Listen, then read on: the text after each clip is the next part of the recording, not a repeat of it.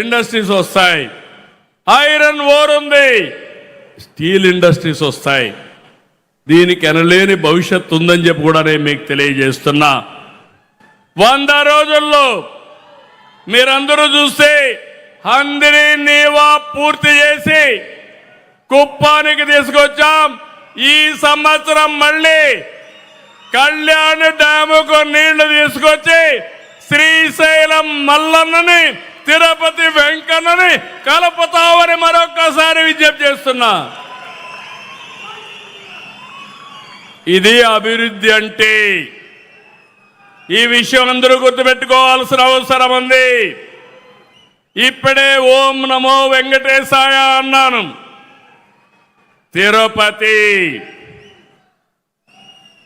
ఏం జరిగింది తమ్ముళ్ళు? 5 ఏళ్ళు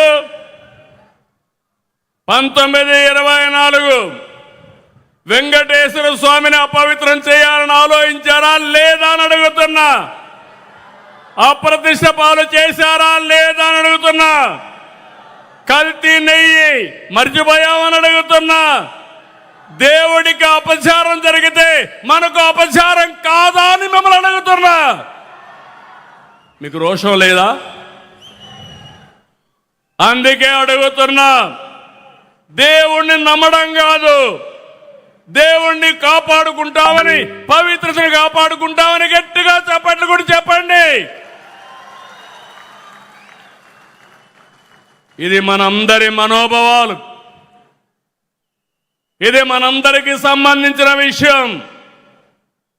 నేను ఎప్పుడు కూడా ఇతర మతాలను ఎప్పుడు ద్వేషించలేదు. కానీ ఈరోజు వెంకటేశ్వర స్వామి కలియుగ దేవుడు, ఆయనకే అపచారం జరిగినప్పుడు పోరాడకపోతే మన జీవితానికి సార్థకత లేదు. ఒక పద్ధతి ప్రకారం చేశారు. అన్ని దేవాలయాల్లో దాడులు చేశారు, అపవిత్రం చేశారు. బ్రిటిష్ వాళ్ళు వెంకటేశ్వర స్వామి జోలుకు రాలా.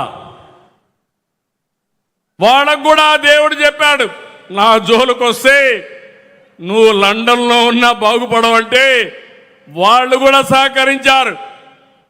కానీ ఈ దుర్మార్గులు వెంకటేశ్వర స్వామి జోలుకు వచ్చిన వాళ్ళు నేను ఎప్పుడు చెప్పేవాడిని, మరో జన్మలో కాదు, ఆయన అనుకుంటే ఈ జన్మలోనే పనిష్మెంట్ ఇస్తాడు, శిక్ష ఇస్తాడని మరొక్కసారి విజ్ఞప్తి చేస్తున్నా.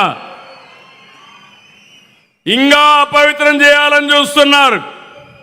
మళ్ళీ ఒకే మాట చెప్తున్నా, వెంకటేశ్వర స్వామి పవిత్రతను కాపాడుకునే శక్తి సామర్థ్యం మాకుంది, ఇది గుర్తుపెట్టుకోమని హెచ్చరిస్తున్నా. అందుకే ఈరోజు మిమ్మల్ని అందరినీ కోరుతున్నా. నాకు ఏదో స్వార్థం ఉండి చెప్పడం లేదు. ఈరోజు ఈ రాష్ట్రం కోసం చెప్తున్నా. ఈ తిరుపతిలో 2 ఏళ్లు చూశారు. మేము ఏ ఉద్దేశంతో అయితే కలిశామో